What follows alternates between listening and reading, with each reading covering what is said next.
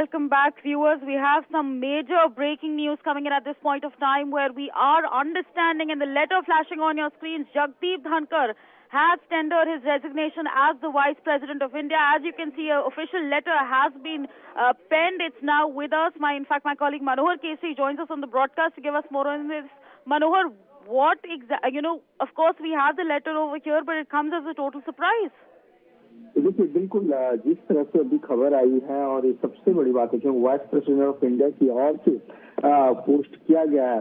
हालांकि कुछ महीने पहले ही उनकी तबीयत खराब हुई थी, हार्ट का इश्यू आया था, उन्हें अस्पताल में भर्ती कराया गया था।